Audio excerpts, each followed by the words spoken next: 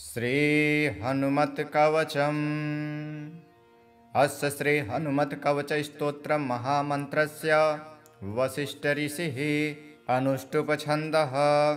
श्री हनुमान देवता मारुतात्मज इति बीजम् अंजनासुनुरिति शक्तिः वायुपुत्र इति किलकम् हनुमत प्रसाद सिद्धर्थे जपे विनियोगः। उल्लंघ सिंधु सलिलं सलीलं यः शोकवहने जनकात्मजायः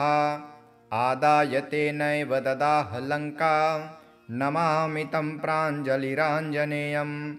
मनोजवं मारुततुल्यवेगं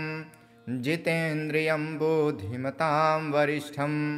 वातात्मजं वानरयूथमुख्यं श्रीरामदूतं शिरसा नमामि। उद्यादित्यसङ्काशम् उदारभुजविक्रमं कन्दर्पकोटिलावण्यं सर्वविद्याविशारदं श्रीरामहृदयानन्दं भक्तकल्पमहीरुहम् अभयं वरदं दुर्भ्यां कलये मारुतात्मजं। श्रीराम राम रामेति रमे रामे मनोरमे सहस्रनाम तत्तुल्यं राम नाम वरानने। पादो वायुसुतः पातु रामदूतस्तदङ्गुलिः गुल्फो हरीश्वरः पातु जङ्घे चारणवल्लभं जानुनी मारुतिः पातु उरुपार्श्वसुरान्तकः गुह्यं वज्रतनुः पातु जघनं तु जगद्धितः आञ्जनेयः कटिं पातु नाभिं सौमित्रिजीवनः उदरं पातु भग्देहि हृदयं च महाबलः वक्षो वालायुधः पातु अस्तनो चामितविक्रमः पार्श्वो जितेन्द्रियः पातु बाहुसुग्रीवमन्त्रकृत करावक्ष जये पातु हनुमांश्च तदङ्गुलिः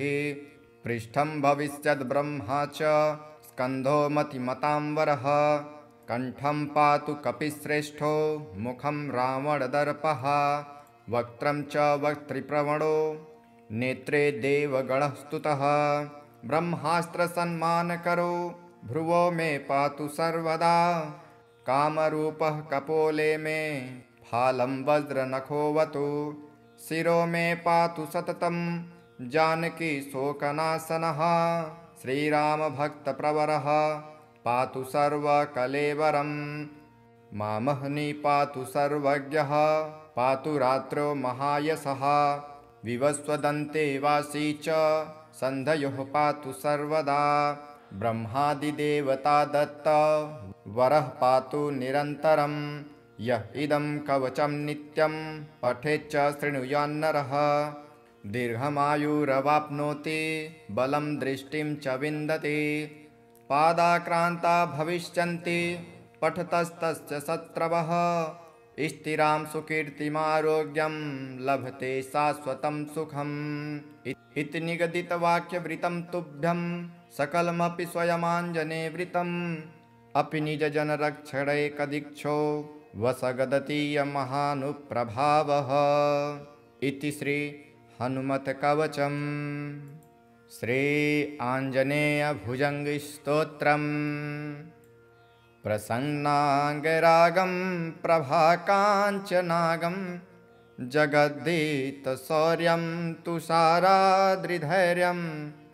तृणीभूतहेतिं रणोद्याद्विभूतिं भजे वायुपुत्रं पवित्राप्तमित्रं भजे पावनं भावनानित्यवासं भजे बालभानुप्रभाचारुभासं भजे चन्द्रिकाकुन्दमन्दारहासं भजे सन्ततं रामभूपालदासं भजे लक्ष्मणप्राणरक्षातिदक्षं भजे तोषितानेकगीर्वाणपक्षं भजे घोरसङ्ग्रामसीमाहताक्षं भजे रामनामातिसम्प्राप्तरक्षं कृताभिलनाथ छितक्षिप्तपादं घनाक्रान्तभृङ्गं कटिस्थोरुजङ्घं वियद्वाप्तकेशं भुजाश्लेषितास्मं जयश्रीसमेतं भजे रामदूतं चलद्वालघातं भ्रमचक्रवालं कठोराट्टहासं प्रभिन्नाब्जजाण्डं महासिंहनादाद्विशीर्णत्रिलोकं भजे चाञ्जनेयं प्रभुं वज्रकायम् रणे भीषणे मेघनादे सनादे सरोषे समारोपणामित्रमुखे खगानां घनानां सुराणां च मार्गे नटन्तं समन्तं हनुमन्तमीडे घनाद्रन्तजम्भारिदम्भोलिभारं घनाद्रिन्तनिर्धूलकालोग्रदन्तं पदाघातभीताब्धिभूतादिवासं रणक्षोडिदक्षं भजे पिङ्गलाक्षं महाग्राहपीडां महोत्पातपीडां महारोगपीडां महातीव्रपीडां हरत्यस्तु ते पादपद्मानुरक्तो नमस्ते कपिश्रेष्ठ रामप्रियाय जराभारतो भूरिपीडां शरीरे निराधारणारूढगाढप्रतापी भवत्पादभक्तिं भवद्भक्तिरक्तिं कुरु श्रीहनुमत्प्रभो मे गयालो महायोगिनो ब्रह्मरुद्रादयो वा न जानन्ति तत्त्वं निजं राघवस्य कथं ज्ञायते मादृशे नित्यमेव प्रसीद प्रभो वानरेन्द्रो नमस्ते नमस्ते महासत्त्ववाहाय तुभ्यं नमस्ते महावज्रदेहाय तुभ्यं नमस्ते परिभूतसूर्याय तुभ्यं नमस्ते कृतामर्त्यकार्याय तुभ्यं नमस्ते सदा ब्रह्मचर्याय तुभ्यं नमस्ते सदा वायुपुत्राय तुभ्यं नमस्ते सदा पिङ्गलाक्षाय तुभ्यं नमस्ते सदा रामभक्ताय तुभ्यं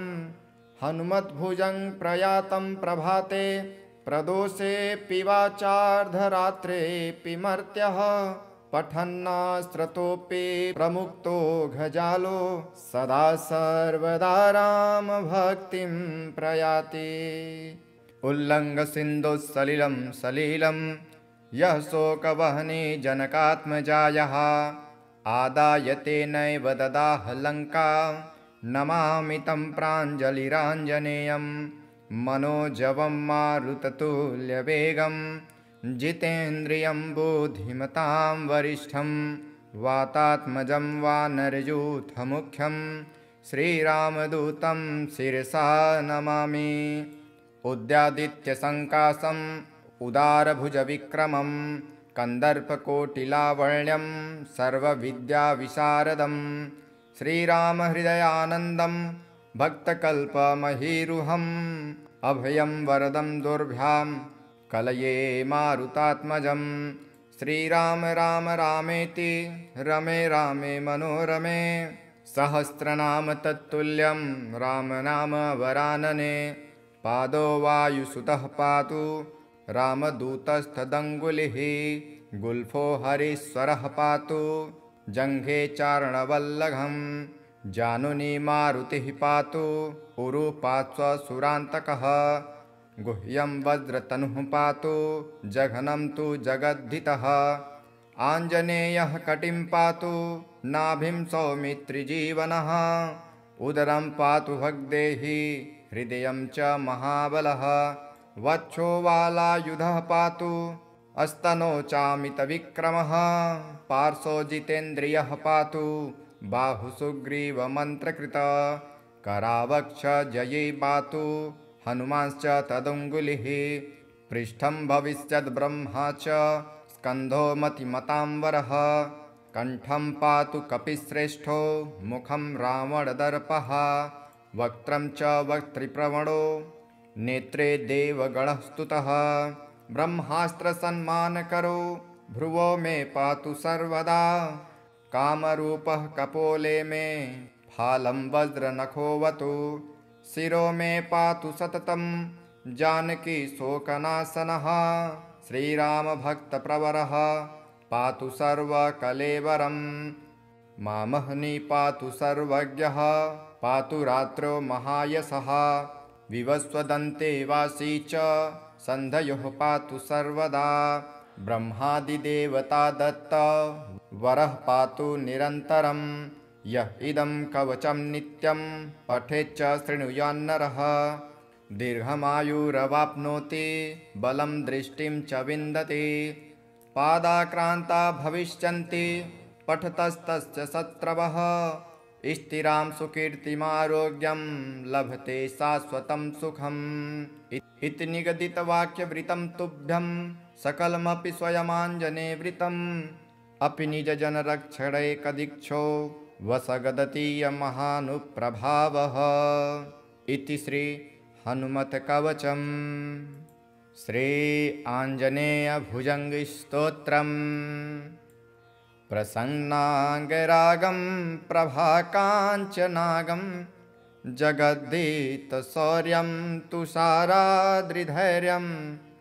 तृणीभूतहेतिं रणोद्याद्विभूतिं भजे वायुपुत्रं पवित्राप्तमित्रं भजे पावनं भावनानित्यवासं भजे बालभानुप्रभाचारुभासं भजे चन्द्रिकाकुन्दमन्दारहासं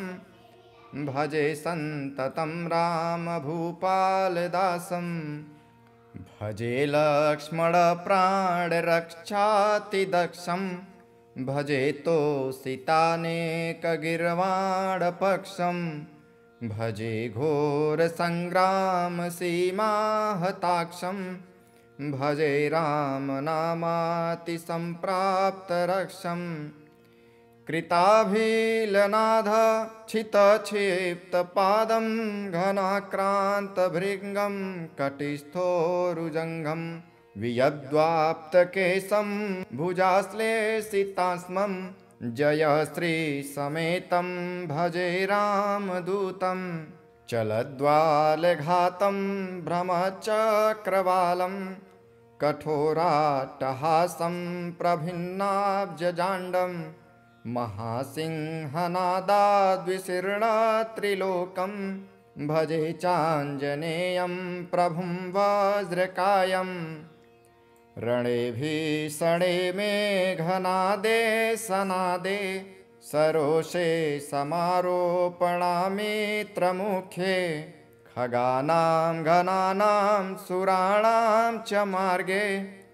नटन्तं समन्तं हनुमन्तमीडे घनाद्रन्तजम्भारिदम्भोलिभारं घनाद्रिन्तनिर्धूलकालोग्रदन्तं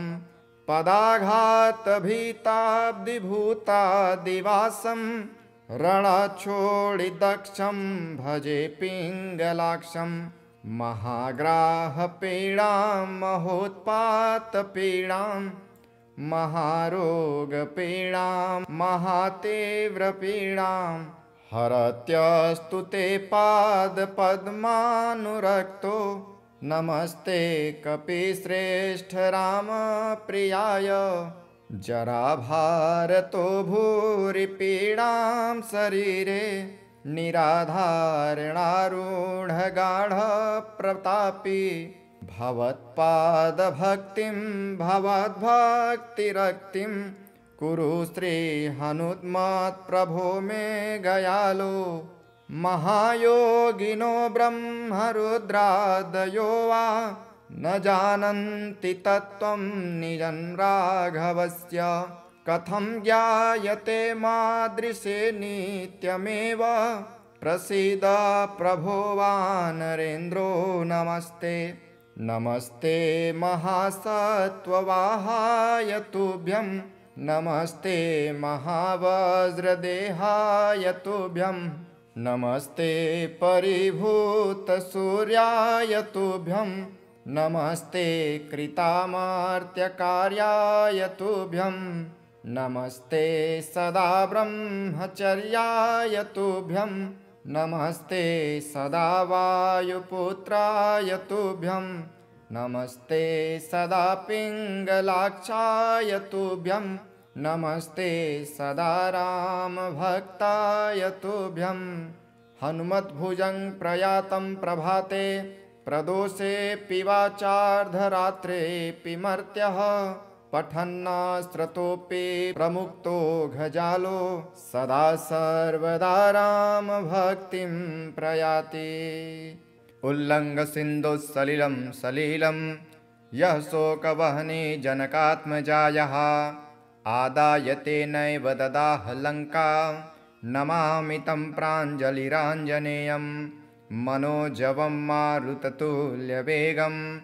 जितेन्द्रियं बुद्धिमतां वरिष्ठं वातात्मजं वानरयूथमुख्यं श्रीरामदूतं शिरसा नमामि। उद्यादित्यसङ्काशम् उदारभुजविक्रमं कन्दर्पकोटिलावण्यं सर्वविद्याविशारदं श्रीरामहृदयानन्दं भक्तकल्पमहीरुहम् अभयं वरदं दुर्भ्यां कलये मारुतात्मजं श्रीराम राम रामेति रमे रामे मनोरमे सहस्रनाम तत्तुल्यं राम नाम वरानने पादो वायुसुतः पातु रामदूतस्तदङ्गुलिः गुल्फो हरीश्वरः पातु जङ्घे चारणवल्लभं जानुनी मारुतिः पातु उरुपात्स्वसुरान्तकः गुह्यं वज्रतनुः पातु जघनं तु जगद्धितः आञ्जनेयः कटिं पातु नाभिं सौमित्रिजीवनः उदरं पातु भग्देहि हृदयं च महाबलः वक्षो वालायुधः पातु अस्तनो चामितविक्रमः पार्श्वो जितेन्द्रियः पातु बाहुसुग्रीवमन्त्रकृत करावक्ष जये पातु हनुमांश्च तदङ्गुलिः पृष्ठं भविष्यद्ब्रह्मा च स्कन्धो मतिमताम्बरः कण्ठं पातु कपिश्रेष्ठो मुखं रावणदर्पः वक्त्रं च वक्त्रिप्रवणो नेत्रे देवगणः स्तुतः ब्रह्मास्त्रसन्मानकरो भ्रुवो मे पातु सर्वदा कामरूपः कपोले मे फालं वज्रनखोऽवतु शिरो मे पातु सततं जानकी शोकनाशनः श्रीरामभक्तप्रवरः पातु सर्वकलेवरं मामहनि पातु सर्वज्ञः पातु रात्रौ महायशः विवस्वदन्ते वासी च सन्धयोः पातु सर्वदा ब्रह्मादिदेवता दत्त वरः पातु निरन्तरं यः इदं कवचं नित्यं पठेच्च शृणुयान्नरः दीर्घमायुरवाप्नोति बलं दृष्टिं च विन्दति पादाक्रान्ता भविष्यन्ति पठतस्तस्य शत्रवः स्थिरां सुकीर्तिमारोग्यं लभते शाश्वतं सुखम् इति निगदितवाक्यवृतं तुभ्यं सकलमपि स्वयमाञ्जनेवृतम् अपि निजजनरक्षणैकदीक्षो वसगदतीयमहानुप्रभावः इति श्री हनुमत्कवचम्। श्री आञ्जनेयभुजङ्गस्तोत्रम् प्रसन्नाङ्गरागं प्रभाकाञ्चनागं जगद्धीतशौर्यं तुषाराद्रिधैर्यं तृणीभूतहेतिं रणोद्याद्विभूतिं भजे वायुपुत्रं पवित्राप्तमित्रं भजे पावनं भावनानित्यवासं भजे बालभानुप्रभाचारुभासं भजे चन्द्रिकाकुन्दमन्दारहासं भजे सन्ततं रामभूपालदासं भजे लक्ष्मणप्राणरक्षातिदक्षं भजे तोषितानेकगीर्वाणपक्षं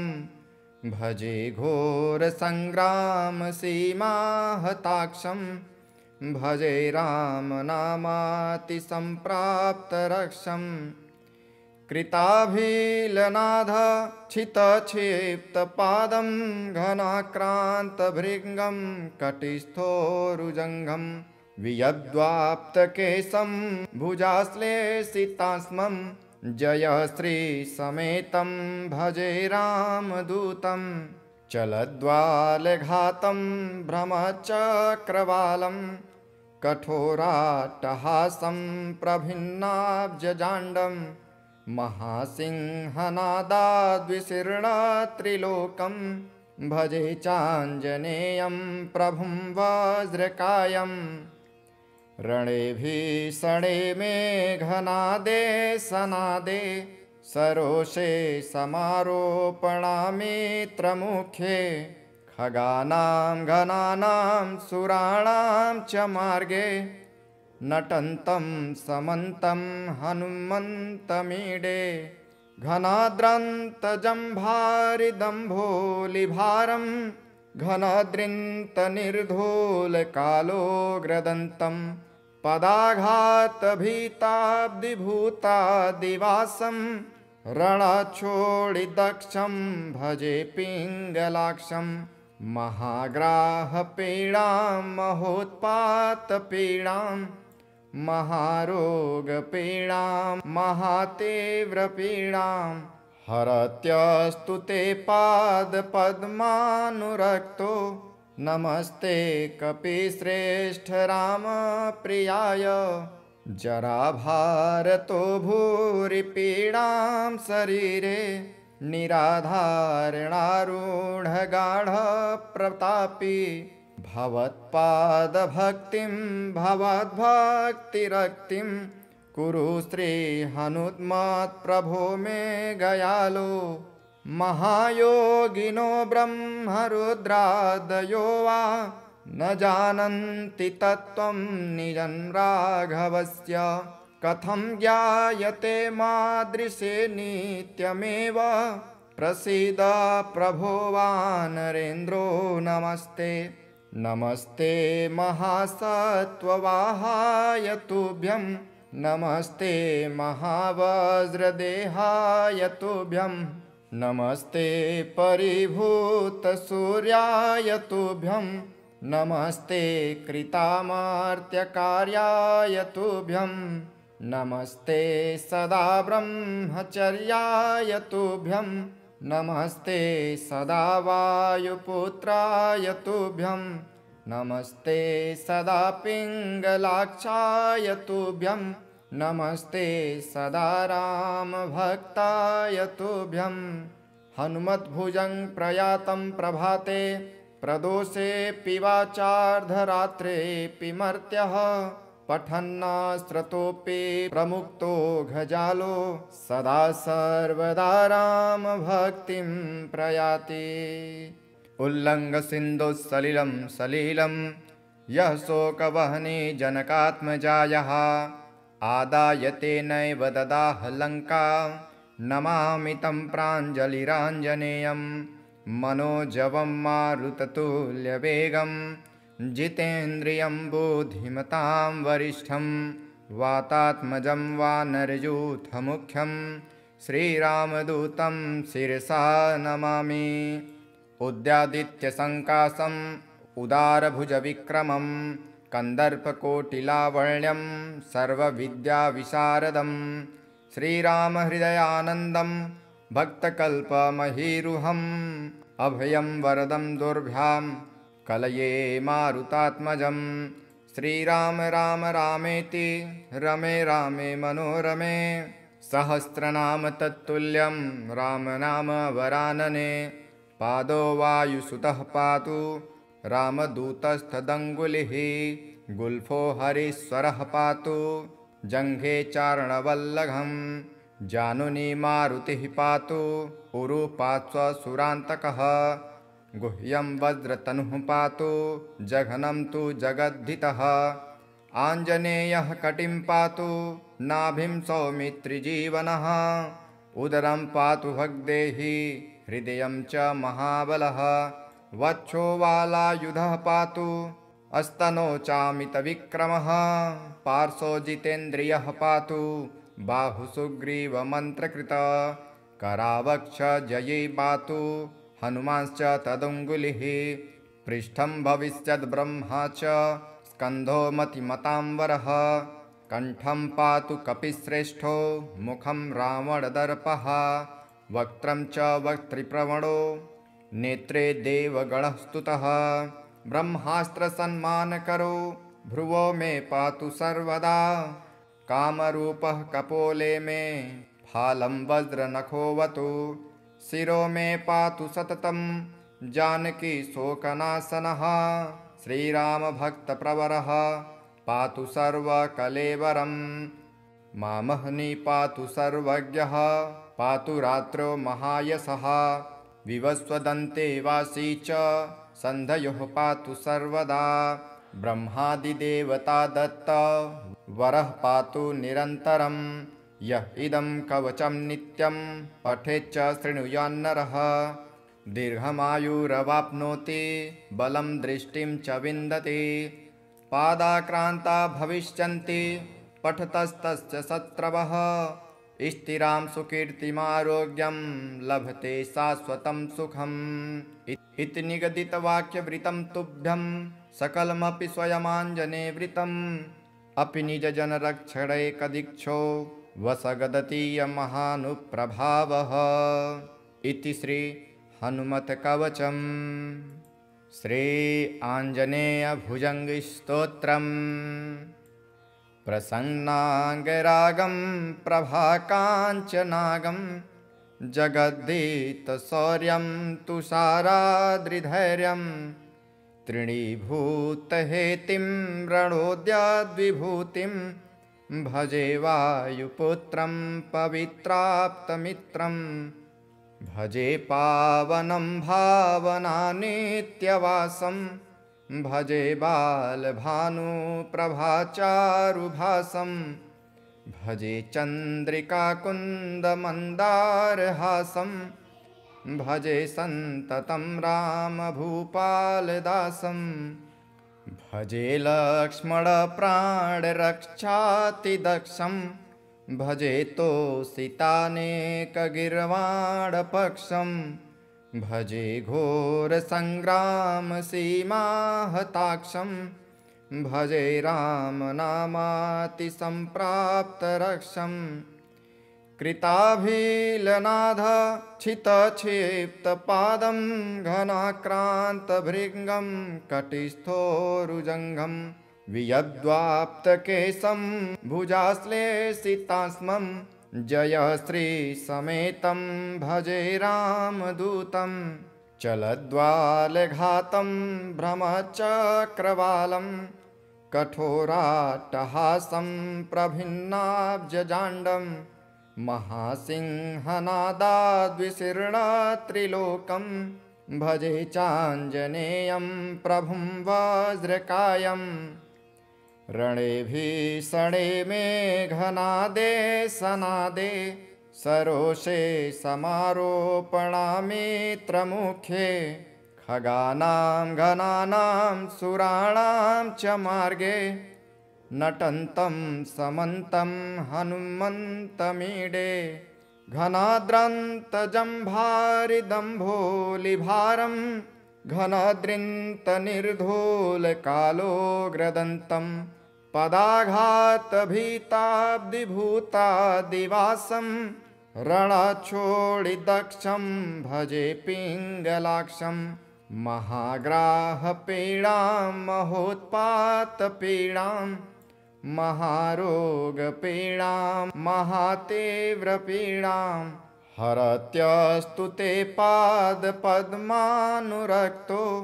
नमस्ते कपिश्रेष्ठ रामप्रियाय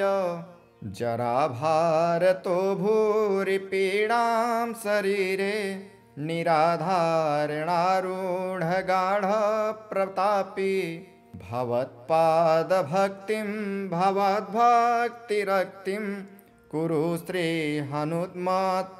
मे गयालो। महायोगिनो ब्रह्मरुद्रादयो वा न जानन्ति तत्त्वं निजं राघवस्य। कथं ज्ञायते मादृशे नित्यमेव प्रसीद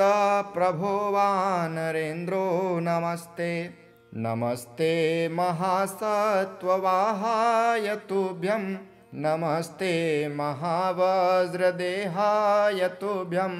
नमस्ते परिभूतसूर्याय तुभ्यं नमस्ते कृतामर्त्यकार्याय तुभ्यं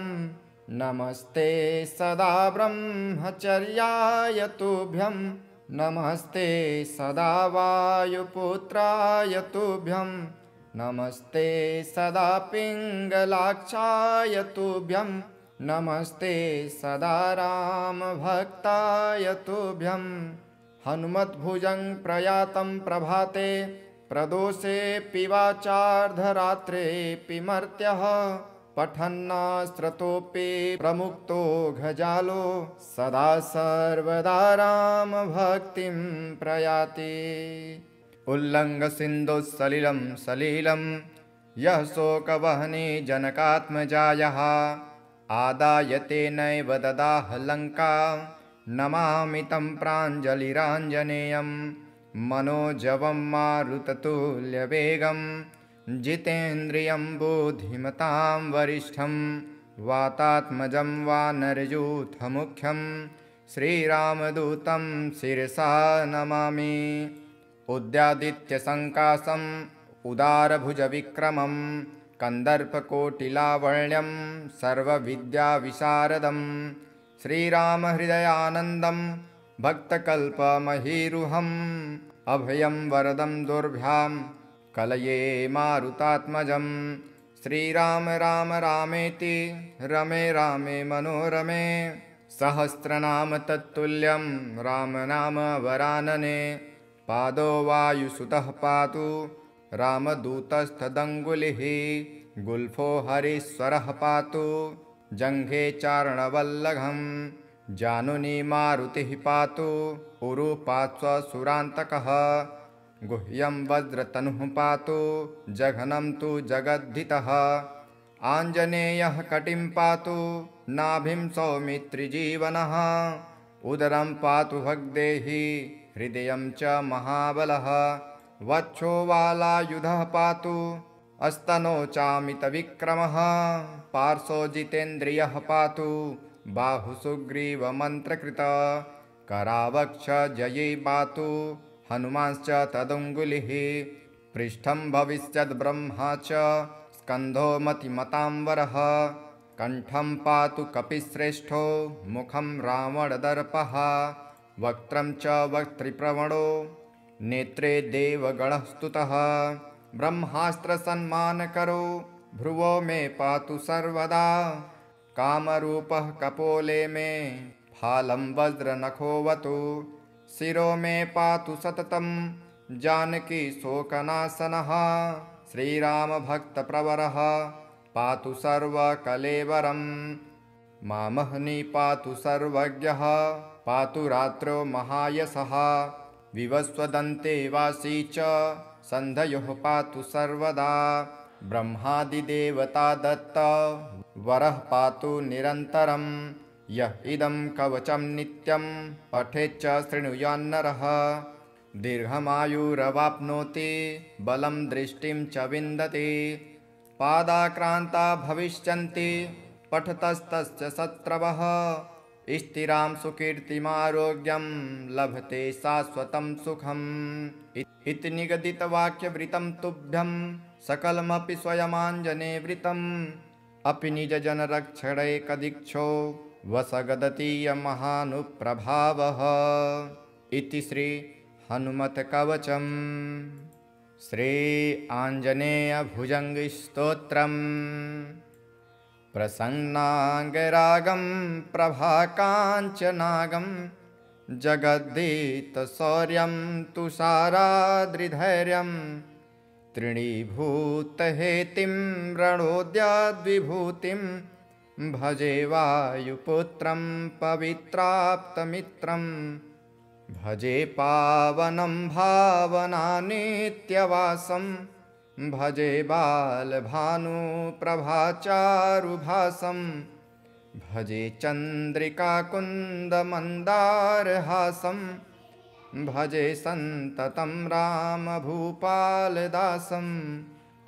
भजे लक्ष्मणप्राणरक्षातिदक्षं भजे तोषितानेकगीर्वाणपक्षं भजे घोरसङ्ग्रामसीमाहताक्षं भजे रामनामातिसम्प्राप्तरक्षं कृताभिलनाथक्षितक्षिप्तपादं घनाक्रान्तभृङ्गं कटिस्थोरुजङ्घं वियद्वाप्तकेशं भुजाश्लेषितास्मं जयश्रीसमेतं भजे रामदूतं चलद्वालघातं भ्रमचक्रवालं कठोराट्टहासं प्रभिन्नाब्जजाण्डं महासिंहनादाद्विशीर्णत्रिलोकं भजे चाञ्जनेयं प्रभुं वज्रकायं रणे भीषणे मेघनादे सनादे सरोषे समारोपणामित्रमुखे खगानां घनानां सुराणां च मार्गे नटन्तं समन्तं हनुमन्तमीडे घनाद्रन्तजम्भारिदम्भोलिभारं घनाद्रिन्तनिर्धूलकालोग्रदन्तं पदाघातभीताब्धिभूतादिवासं रणच्छोडिदक्षं भजे पिङ्गलाक्षं महाग्राहपीडां महोत्पातपीडां महारोगपीडां महातीव्रपीडां हरत्यस्तु ते पादपद्मानुरक्तो नमस्ते कपिश्रेष्ठ रामप्रियाय जराभारतो भूरिपीडां शरीरे निराधारणारूढगाढप्रतापी भवत्पादभक्तिं भवद्भक्तिरक्तिं कुरु श्रीहनुमत्प्रभो मे गयालो महायोगिनो ब्रह्मरुद्रादयो वा न जानन्ति तत्त्वं निजं राघवस्य कथं ज्ञायते मादृशे नित्यमेव प्रसीद प्रभो वानरेन्द्रो नमस्ते नमस्ते महासत्त्ववाहाय तुभ्यं नमस्ते महावज्रदेहाय तुभ्यं नमस्ते परिभूतसूर्याय तुभ्यं नमस्ते कृतामर्त्यकार्याय तुभ्यं नमस्ते सदा ब्रह्मचर्याय तुभ्यं नमस्ते सदा वायुपुत्राय तुभ्यं नमस्ते सदा पिङ्गलाक्षाय तुभ्यं नमस्ते सदा रामभक्ताय तुभ्यं हनुमद्भुजं प्रयातं प्रभाते प्रदोषेऽपि वाचार्धरात्रेऽपि मर्त्यः पठन्नास्त्रतोऽपि प्रमुक्तो घजालो सदा सर्वदा रामभक्तिं प्रयाति उल्लङ्घसिन्धुसलिलं सलिलं यः शोकवहने जनकात्मजायः आदाय तेनैव ददाह लङ्का नमामि तं प्राञ्जलिराञ्जनेयं मनोजवं मारुततुल्यवेगं जितेन्द्रियं बुद्धिमतां वरिष्ठं वातात्मजं वानरयूथमुख्यं श्रीरामदूतं शिरसा नमामि उद्यादित्यसङ्कासम् उदारभुजविक्रमं कन्दर्पकोटिलावण्यं सर्वविद्याविशारदं श्रीरामहृदयानन्दं भक्तकल्पमहीरुहम् अभयं वरदं दुर्भ्यां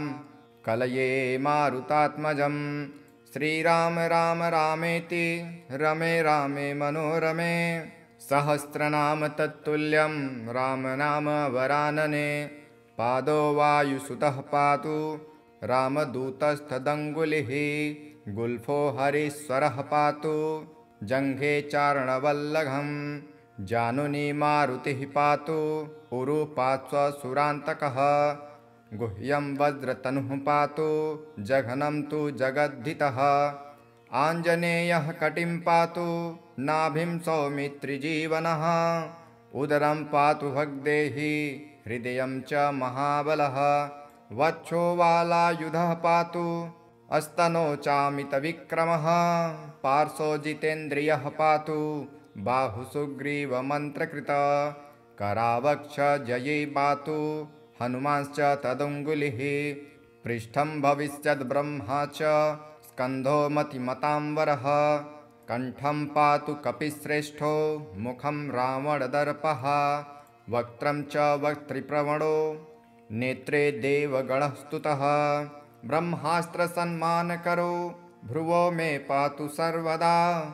कामरूपः कपोले मे फालं वज्रनखोऽवतु शिरो मे पातु सततं जानकी शोकनाशनः श्रीरामभक्तप्रवरः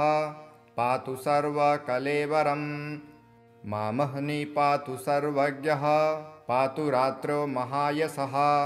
विवस्वदन्ते वासी च सन्धयोः पातु सर्वदा ब्रह्मादिदेवता दत्त वरः पातु निरन्तरं यः इदं कवचं नित्यं पठेच्च शृणुयान्नरः दीर्घमायुरवाप्नोति बलं दृष्टिं च विन्दति पादाक्रान्ता भविष्यन्ति पठतस्तस्य शत्रवः स्थिरां सुकीर्तिमारोग्यं लभते शाश्वतं सुखम् इति निगदितवाक्यवृतं तुभ्यं सकलमपि स्वयमाञ्जनेवृतम् अपि निजजनरक्षणैकदीक्षो वसगदतीयमहानुप्रभावः इति श्री हनुमत्कवचम् श्री आञ्जनेयभुजङ्गस्तोत्रम् प्रसन्नाङ्गरागं प्रभाकाञ्चनागं जगद्धीतशौर्यं तुषाराद्रिधैर्यं तृणीभूतहेतिं रणोद्याद्विभूतिं भजे वायुपुत्रं पवित्राप्तमित्रं भजे पावनं भावनानित्यवासं भजे बालभानुप्रभाचारुभासं भजे चन्द्रिकाकुन्दमन्दारहासं भजे सन्ततं रामभूपालदासं भजे लक्ष्मणप्राणरक्षातिदक्षं भजे तोषितानेकगीर्वाणपक्षं भजे घोरसङ्ग्रामसीमाहताक्षं भजे रामनामातिसम्प्राप्तरक्षं कृताभिलनाथक्षितक्षिप्तपादं घनाक्रान्तभृङ्गं कटिस्थोरुजङ्घं वियद्वाप्तकेशं भुजाश्लेषितास्मं जयश्रीसमेतं भजे रामदूतं चलद्वालघातं भ्रमचक्रवालं कठोराट्टहासं प्रभिन्नाब्जजाण्डं महासिंहनादाद्विशीर्णत्रिलोकं भजे चाञ्जनेयं प्रभुं वज्रकायम् रणे भीषणे मेघनादे सनादे सरोषे समारोपणामित्रमुखे खगानां घनानां सुराणां च मार्गे नटन्तं समन्तं हनुमन्तमीडे घनाद्रन्तजम्भारिदम्भोलिभारं घनदृन्तनिर्धूलकालोग्रदन्तं पदाघातभीताब्धिभूतादिवासं रणक्षोणिदक्षं भजे पिङ्गलाक्षं महाग्राहपीडां महोत्पातपीडां महारोगपीडां महातीव्रपीडां हरत्यस्तु ते पादपद्मानुरक्तो नमस्ते कपिश्रेष्ठ रामप्रियाय जराभारतो भूरिपीडां शरीरे निराधारणारूढगाढप्रतापी भवत्पादभक्तिं भवद्भक्तिरक्तिं कुरु श्री हनुमत्प्रभो मे गयालो महायोगिनो ब्रह्मरुद्रादयो वा न जानन्ति तत्त्वं निजं राघवस्य कथं ज्ञायते मादृशे नित्यमेव प्रसीद प्रभो वानरेन्द्रो नमस्ते नमस्ते महासत्त्ववाहाय तुभ्यं नमस्ते महावज्रदेहाय तुभ्यं नमस्ते परिभूतसूर्याय तुभ्यं नमस्ते कृतामर्त्यकार्याय तुभ्यं नमस्ते सदा ब्रह्मचर्याय तुभ्यं नमस्ते सदा वायुपुत्राय तुभ्यं नमस्ते सदा पिङ्गलाक्षाय तुभ्यं नमस्ते सदा रामभक्ताय तुभ्यं हनुमद्भुजं प्रयातं प्रभाते प्रदोषेऽपि वाचार्धरात्रेऽपि मर्त्यः पठन्नास्त्रतोऽपि प्रमुक्तो घजालो सदा सर्वदा रामभक्तिं प्रयाति उल्लङ्घसिन्धुसलिलं सलिलं यः शोकवहने जनकात्मजायः आदायते नैव ददाह लङ्का नमामि तं प्राञ्जलिराञ्जनेयं मनोजवं मारुततुल्यवेगं जितेन्द्रियं बुद्धिमतां वरिष्ठं वातात्मजं वानरयूथमुख्यं श्रीरामदूतं शिरसा नमामि उद्यादित्यसङ्कासम् उदारभुजविक्रमं कन्दर्पकोटिलावण्यं सर्वविद्याविशारदं श्रीरामहृदयानन्दं भक्तकल्पमहीरुहम् अभयं वरदं दुर्भ्यां कलये मारुतात्मजं श्रीराम राम रामेति रमे रामे मनोरमे सहस्रनाम तत्तुल्यं रामनाम वरानने पादो वायुसुतः पातु रामदूतस्थदङ्गुलिः गुल्फो हरीश्वरः पातु जङ्घे चारणवल्लभं जानुनी मारुतिः पातु उरुपात्स्वसुरान्तकः गुह्यं वज्रतनुः पातु जघनं तु जगद्धितः आञ्जनेयः कटिं पातु नाभिं सौमित्रिजीवनः उदरं पातु भग्देहि हृदयं च महाबलः वक्षो वालायुधः पातु अस्तनो चामितविक्रमः पार्श्वो जितेन्द्रियः पातु बाहुसुग्रीवमन्त्रकृत करावक्ष जये पातु हनुमांश्च तदङ्गुलिः पृष्ठं भविष्यद्ब्रह्मा च स्कन्धो मतिमताम्बरः कण्ठं पातु कपिश्रेष्ठो मुखं रावणदर्पः वक्त्रं च वक्त्रिप्रवणो नेत्रे देवगणः स्तुतः ब्रह्मास्त्रसन्मानकरो भ्रुवो मे पातु सर्वदा कामरूपः कपोले मे फालं वज्रनखोऽवतु शिरो मे पातु सततं जानकी शोकनाशनः श्रीरामभक्तप्रवरः पातु सर्वकलेवरं मामहनि पातु सर्वज्ञः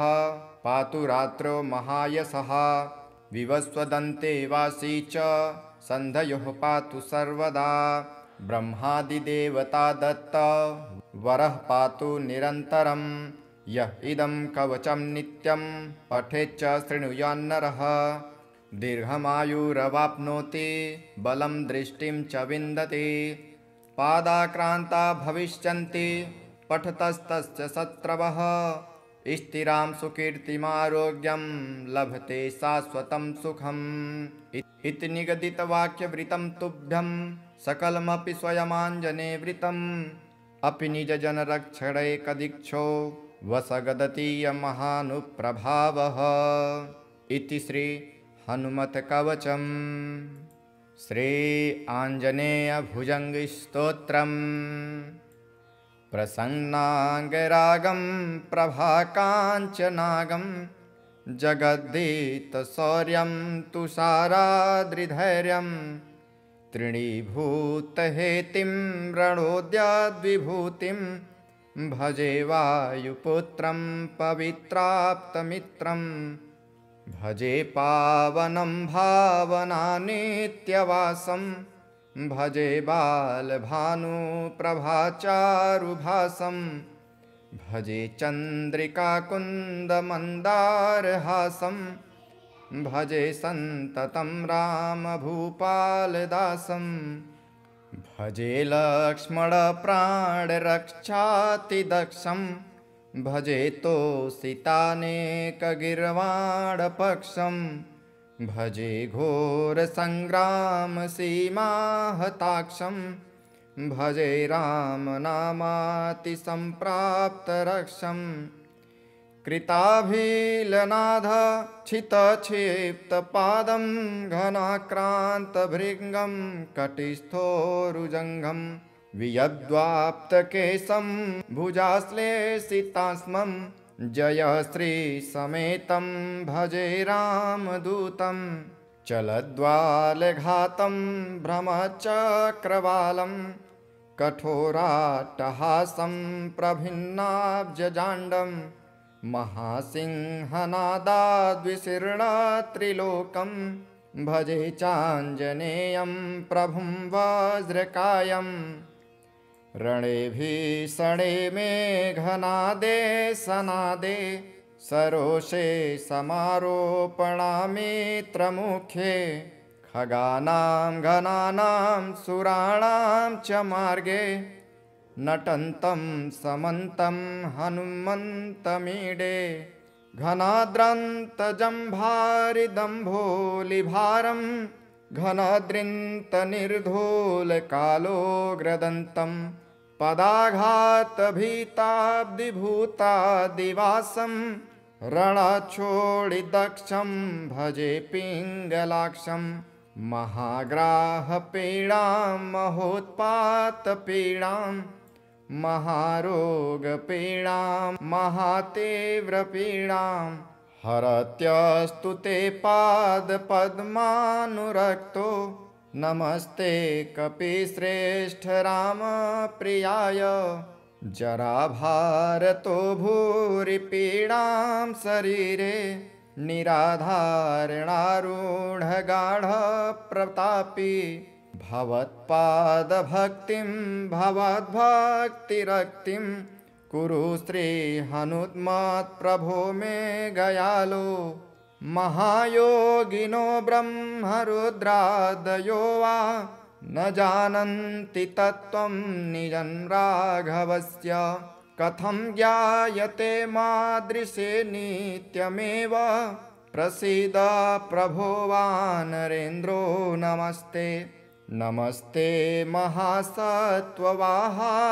तुभ्यं नमस्ते महावज्रदेहाय तुभ्यं नमस्ते परिभूतसूर्याय तुभ्यं नमस्ते कृतामर्त्यकार्याय तुभ्यं नमस्ते सदा ब्रह्मचर्याय तुभ्यं नमस्ते सदा वायुपुत्राय तुभ्यं नमस्ते सदा पिङ्गलाक्षाय तुभ्यं नमस्ते सदा रामभक्ताय तुभ्यं हनुमद्भुजं प्रयातं प्रभाते प्रदोषे पिवाचार्धरात्रे पिमर्त्यः पठन्नास्त्रतोऽपि प्रमुक्तो घजालो सदा सर्वदा रामभक्तिं प्रयाति इति श्रीमदाञ्जनेय भुजङ्गप्रयाति स्तोत्रम्।